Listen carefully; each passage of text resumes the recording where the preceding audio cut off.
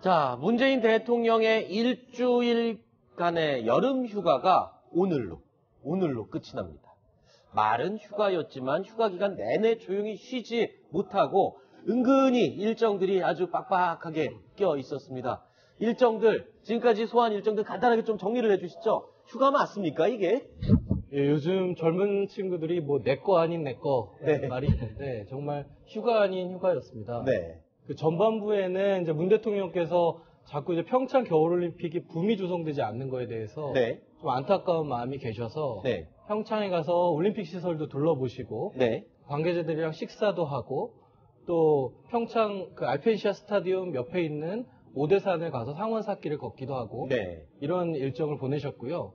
두 번째는 이제 좀 쉬려고 이제 일반인들이 잘 닿을 수 없는 경남 진해 해군기지 안에 있는 휴양시설을 가셨습니다. 그런데 또 일이 끊이지 않았습니다. 네. 그 인도네시아 국방장관이 문 대통령을 만나기 위해서 진해까지 내려가서 만나셨고요. 네. 왜냐하면 이제 우리나라 최초의 잠수함 중에서 최초로 해외 수출이 있었는데 네네. 그 인도식이 그 주변에서 있었거든요. 그렇죠. 또 겸사겸사 또 진해를 방문하셨고 네. 또 주변을 산책하시다가 그 해사도 방문하시고 네. 또 잠수함 사령부를 방문해서 네. 안중근호 또 직접 들어가 보시고 네. 그런 일정들을 보내셨습니다. 자, 그리고 청와대가요, 오늘 페이스북을 통해서 어제의 문재인 대통령 그 일정 사진을 몇 장 공개를 했습니다. 자, 사진을 한번 볼까요? 화면으로 한번 보시죠. 자, 장병들을 이제 격려하는 그런 사진인데, 수영하는 장병들을 또 만난 사진들이 있습니다. 해변에서 장병들과 함께 찍은 사진들이 있는데, 자, 이 얘기를 좀 해보시죠.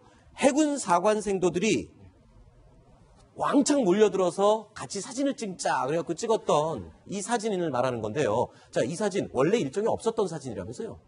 예, 뭐 지금 청와대가 이번 대통령의 휴식 그 자체의 의미를 살리는 방향으로 하겠다라고 해서 사전에 사진을 뭐 공개하거나 일정을 공개하기보다는 다 이거 해사 생도들이 찍은 사진을 SNS에 올린 다음에 사후적으로 공개된 사진들이거든요. 근데 저렇게 막 몰려와서 찍는 사진, 저런 게 예정에 있었던 건 아닐 거 아니에요? 예, 아닙니다.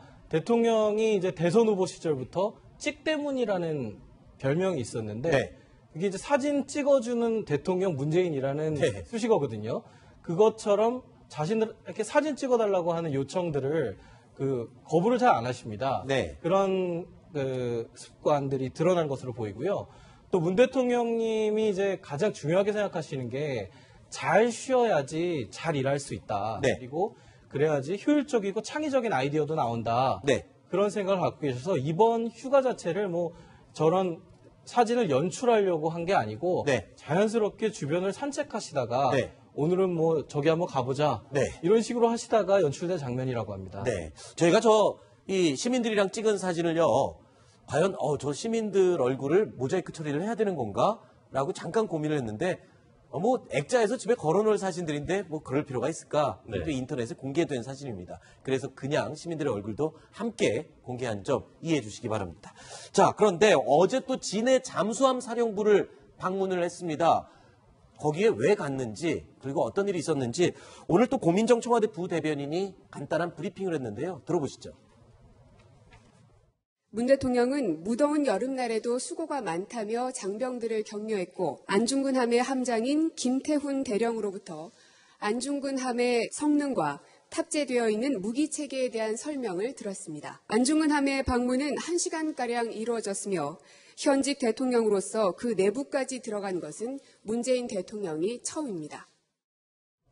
자, 어제 있었던 잠수함 사령부 방문 이야기인데, 아까 잠깐 설명을 들었습니다만 인도네시아의 첫 우리 한국형 잠수함 수출 세일즈에도 문재인 대통령이 휴가 기간에 참석을 했고요. 그리고 잠수함 사령부를 방문한데 또 뭐 한 가지 의미가 있는 게 최근에 핵추진 잠수함 도입 논의도 시작됐잖아요. 그만큼 의미가 있는 방문이었겠네요. 네.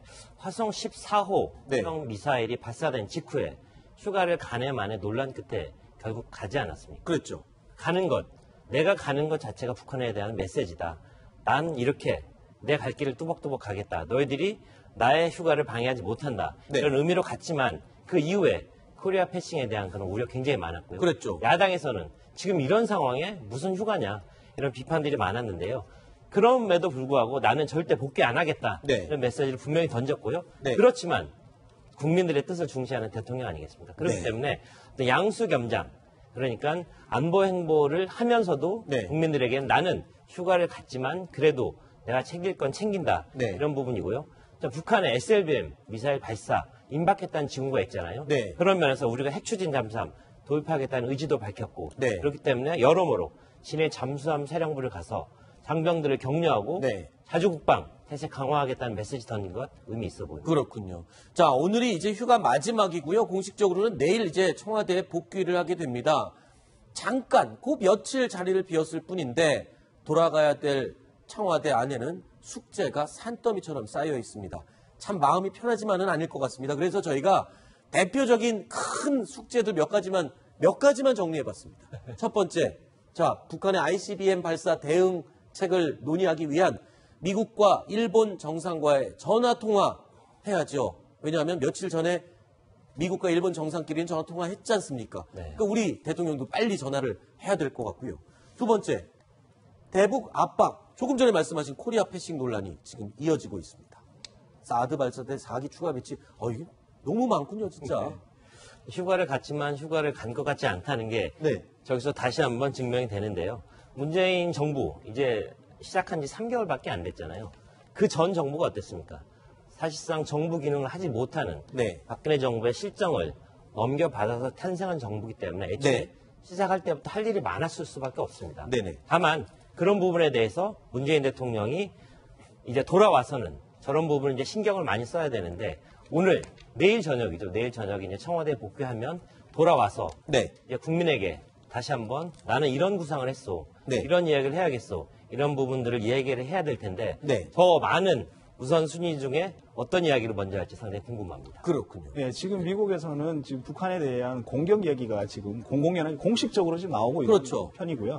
자, 이렇다면은 과연 한국 대통령과 미국 대통령이 전화 통화를 해서 네. 이 문제라든지 이렇게 북핵 문제와 관련된 뭔가 좀 진전된 이야기가 있어야 될 것 같은데. 네. 그래서 트럼프 대통령과의 전화 통화 이거 굉장히 중요한 어떤 그 볼거리라고 생각이 들고요. 그 다음에 사드 발사대 4개 지금 추가 배치하겠다고 대통령이 지시를 했습니다. 그렇지만 국방부에서는 사드에 대해서 반대하는 사람들을 설득하면서 이걸 하겠다고 해가지고 뭐가 이게 좀 오락가락하는 거 아니냐 네. 이런 여론도 있습니다. 네. 그래서 이런 부분도 뭐 좀 깔끔하게 정리를 해야 되고요.